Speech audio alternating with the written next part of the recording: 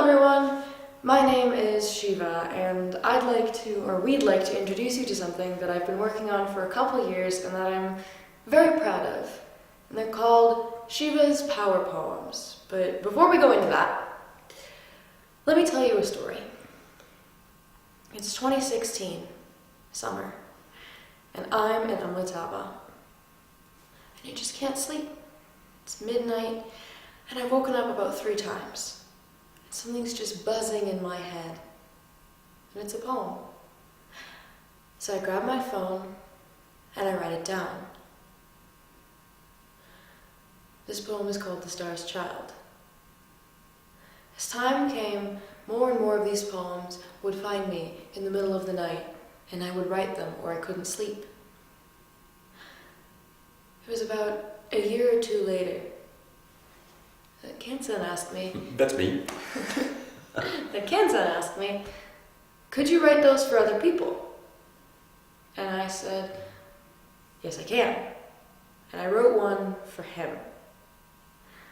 Then I wrote one for Ola.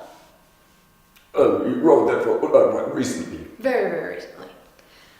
And we thought that it was time to share them with all of you. So we have today these 3 poems that I mentioned, and we're going to read them to you, so you can kind of get a sense of what these are all about. Okay, so why don't we start with the first one that you talked about, the Star's Child, the one that set it all off, okay? Okay, that's always a good place to start. The Star's Child. There is a girl who is made of stardust, and magic, and laughter, and music. She's so beautiful, a supernova among stars, but she makes herself small. She sits and she waits, fabricating fake realities and fake personalities. She builds a little world that she fits in, her own little world to hide in. Her family tries to save her. They tell her who she is. They remind her of her beauty. And for a brief, shining moment, she remembers. And she shatters the glass of her world and shines in all her glory. But the girl gets scared. The shards of her world cut her, make her bleed, and the lies start to spill from her lips. So she will sit, and she will wait, fabricating fake realities, fake personalities. And until she takes a stand, until she sets herself free, we will tell the tale of the girl who is too scared to shine her own light. It's still beautiful. Thank you. So, is this poem about a particular person, or is it more a general poem that fits many people? The poem, when I wrote it, was probably inspired by somebody that I knew at the time, but the true meaning of the poem speaks in general to those people who are too afraid of themselves to be anything. Cool. Okay, so shall we read the first power poem now? Yes. This is the poems that I write for people about them. Okay, so who is this one? This one is called The Warrior of Love, and it's about you. Charlie. Cool, I love it. Okay. There is a being. A fire burns in his soul. He brims with love for all things around him. He is a fearsome warrior, yet he is gentle. He uses his bow to set free those confined by their bodies. They fear him, but they shouldn't. He is a savior. He teaches others to free themselves, to love without boundaries and filters. His fire ignites a fearlessness in all that he touches, a confidence in one's own being, and a raging storm that cannot be tamed.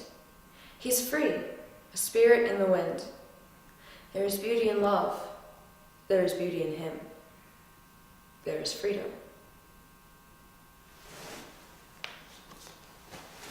Thank you. Still touching. To me at least. Any questions? So I think these poems are really beautiful. So, but what what good is it to get a power poem? What does it do for me except talk about me? Power poems are like a mirror. And when you're blind, it's good to see yourself again sometimes. How do I know when I'm blind? You don't? Okay, that's interesting, yeah. Nobody ever knows what they can't see. That's what the point of these are. They point to that spot, that little part of your vision, the corner of your eye that you can't quite make out. And they make you focus on it. Because no one can see your blind spot except someone else. Okay, I see. So, if someone is interested in getting a power poem, what do they have to do? They should contact you Okay. at cancentreinto@gmail.com. Put that right there, very nice. Or on Facebook at his Facebook, not mine.